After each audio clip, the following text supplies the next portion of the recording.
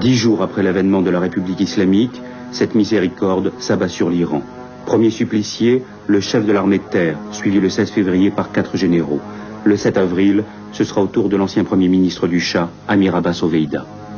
Les exécutions sont la preuve de la miséricorde de Dieu. 10 jours après l'avènement de la République islamique, cette miséricorde s'abat sur l'Iran. Premier supplicié, le chef de l'armée de terre, suivi le 16 février par 4 généraux. Le 7 avril, ce sera au tour de l'ancien Premier ministre du Shah, Amir Abbas Oveïda. Les exécutions sont la preuve de la miséricorde de Dieu. 10 jours après l'avènement de la République islamique, cette miséricorde s'abat sur l'Iran. Premier supplicié, le chef de l'armée de terre, suivi le 16 février par 4 généraux. Le 7 avril, ce sera au tour de l'ancien Premier ministre du Shah, Amir Abbas Oveïda. Les exécutions sont la preuve de la miséricorde de Dieu. 10 jours après l'avènement de la République islamique, cette miséricorde s'abat sur l'Iran. Premier supplicié, le chef de l'armée de terre, suivi le 16 février par 4 généraux. Le 7 avril, ce sera au tour de l'ancien Premier ministre du Shah, Amir Abbas Oveïda.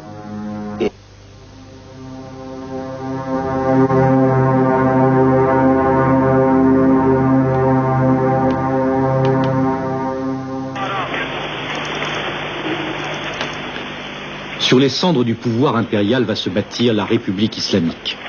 Le 3 avril 1979, l'imam Khomeini appelle le peuple à venir approuver la nouvelle constitution. Plus de 98% d'Iraniens diront oui à la République, et le scrutin n'était pas secret, les résultats ont été contestés, mais la vague de fond islamique qui balayait encore l'Iran au printemps 79 aurait de toute façon donné la victoire aux partisans de Khomeini.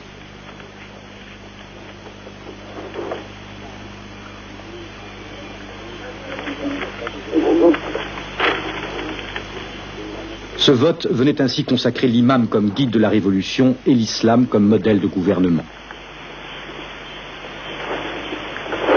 Pour la première fois dans l'histoire de l'Iran, les religieux allaient directement exercer le pouvoir politique. Pour l'imam et ses partisans, c'était la victoire de Dieu sur le pouvoir impérial, la victoire de la lumière sur l'ombre et la réalisation d'un rêve en islam, devait dire Khomeini. Gouverner, c'est appliquer la loi du Coran, autrement dit, la loi de Dieu.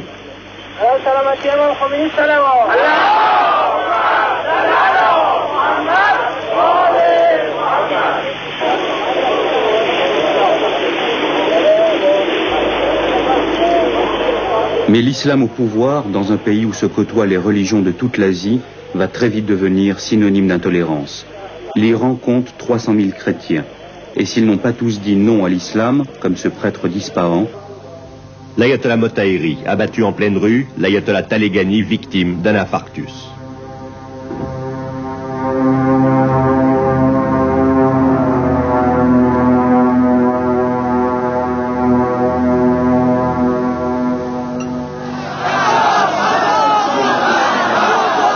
Bazargan, évincé, placé sous surveillance. Ibrahim Yazdi, écarté, résidence surveillée. L'ayatollah Shariat Madari, disgracié, résidence surveillée.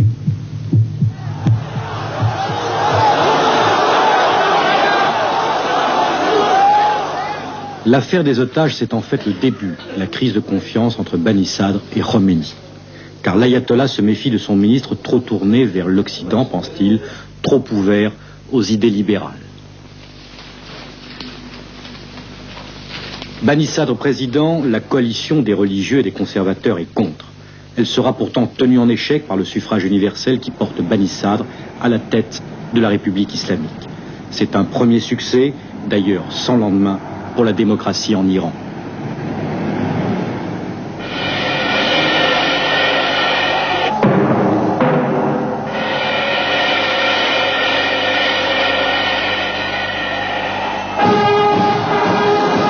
En fait, cette élection s'effectue dans un véritable climat de mobilisation générale.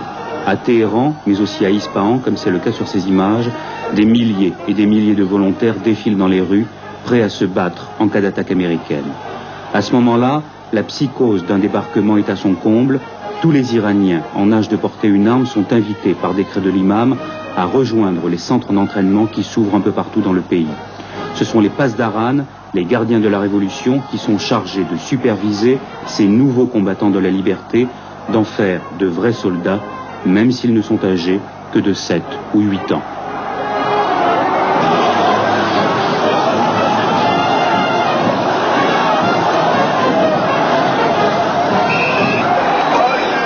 cette obéissance quasi aveugle au commandement de l'imam Khomeini, les Iraniens la puisent dans la religion, dans cet islam chiite qui multiplie les commémorations de martyrs.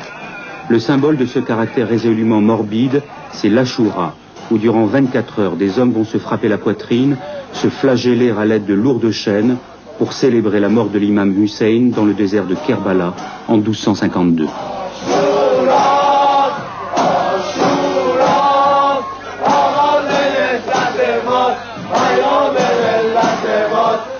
Et le sang va couler à la satisfaction des pénitents qui reprendront en litanie tout au long de la journée cette prière « Je suis fier d'offrir mon sang pour abreuver le jardin d'Allah ». C'est ici sans doute que réside l'explication la plus sérieuse du comportement de bon nombre d'Iraniens au cours de cette révolution.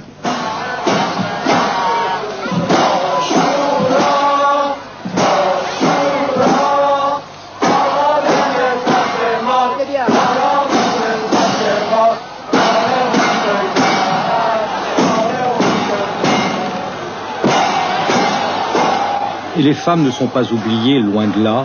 Elles aussi participent à la vie religieuse, tout comme elles auront leur place au moment de la mobilisation. C'est donc tout naturellement dans les sous-sols des mosquées qu'elles apprennent le maniement d'armes. Sadek Godzadeh, disgracié. Abbas Emirantezam, vice-premier ministre, prison à perpétuité.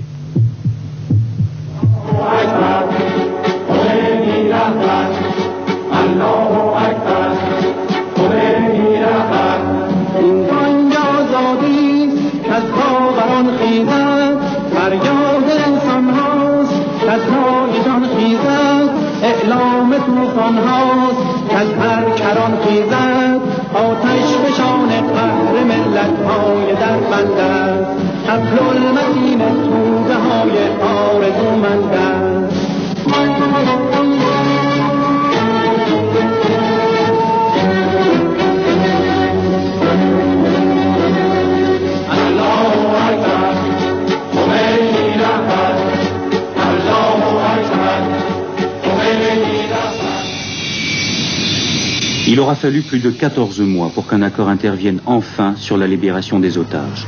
Il débarque ici à la base militaire de Francfort le jour même où Ronald Reagan s'installe à la Maison-Blanche.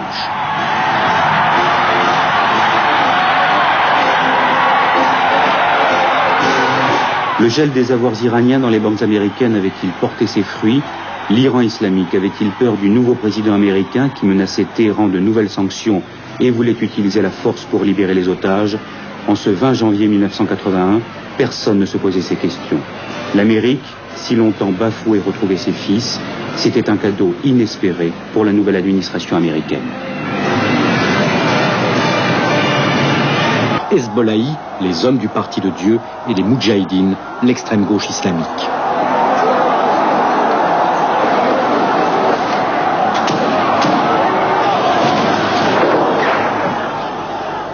Hier, les gardiens de la Révolution devaient affronter en des combats sanglants les Kurdes ou les partisans de l'ayatollah Shariat Madari à Tabriz. Aujourd'hui, c'est au cœur de Téhéran qu'ils sont mis en échec par l'extrême gauche iranienne. Et cette fois, on se bat à l'arme automatique.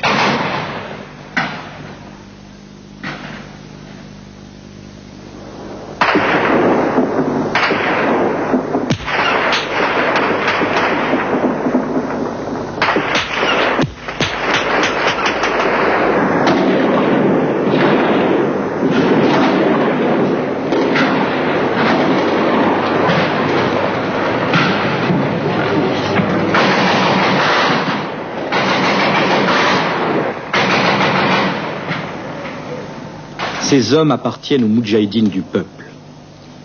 Au début de la Révolution, ils ont appuyé le combat de Khomeini contre le régime impérial, mais très vite rejetés par le pouvoir religieux, ils passent dans la clandestinité. Faits prisonniers, ils seront abattus sur le champ, ils le savent, mais ils ont juré aujourd'hui de renverser le régime islamique.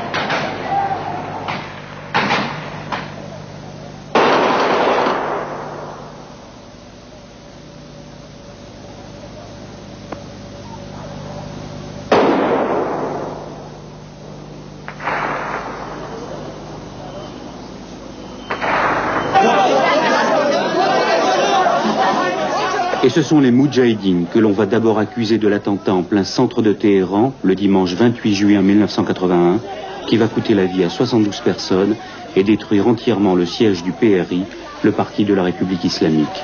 72 personnes, dont l'homme fort du régime, celui qui était en fait le numéro 2 après Khomeini, l'ayatollah Beheshti.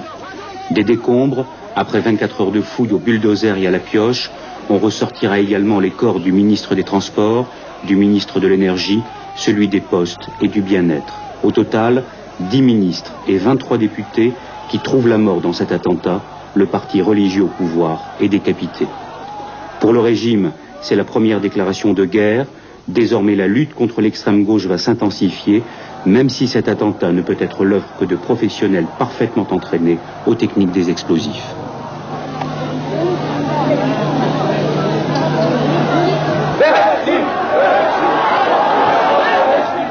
Deux jours plus tard, Téhéran enterre ses 72 morts, ses 72 martyrs, et plusieurs millions d'Iraniens vont défiler dans les rues de la capitale en essayant de toucher le cercueil de l'ayatollah Beheshti, porté par une véritable marée humaine.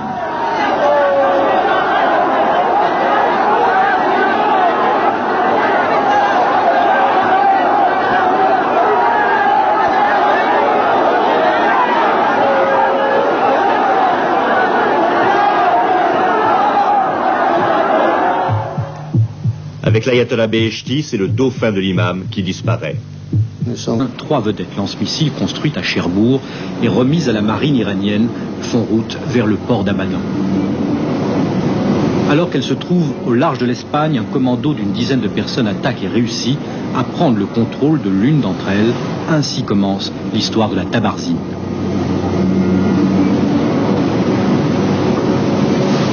La Tabarzine, la voici filmée au large de Toulon, alors que le dénouement est proche. Pendant 5 jours, cette vedette a été l'objet d'une véritable course-poursuite qui a mis en alerte les marines françaises, bien sûr, mais aussi espagnoles et marocaines. Les pirates menacent de faire sauter le bâtiment si le gouvernement français refuse de les ravitailler en fioul.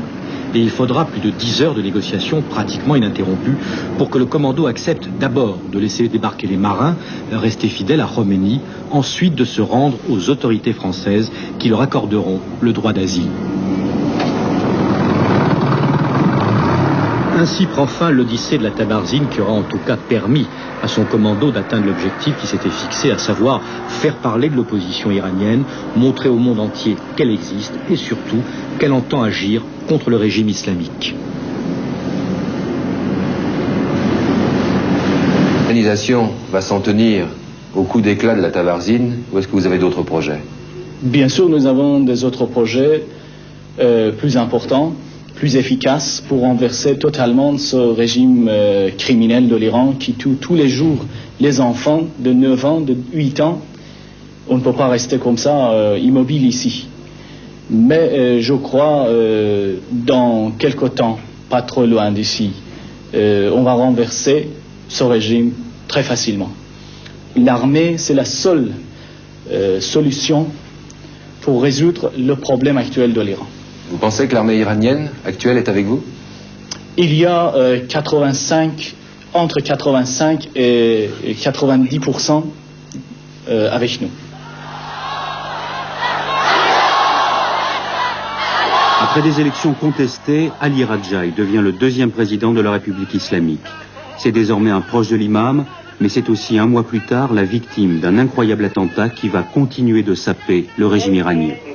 Nous sommes le dimanche 30 août 1981, en pleine salle du Conseil, alors que les mesures de sécurité sont draconiennes, un homme réussit à introduire un cartable piégé. L'étage tout entier est dévasté et l'on va retirer des décombres les corps du président de la République, Ali Rajai, et de son premier ministre, Javad Baunar. Plus que jamais, les complicités à l'intérieur du pouvoir semblent évidentes, ce pouvoir qui n'arrive plus à assurer la sécurité de ses principaux dirigeants.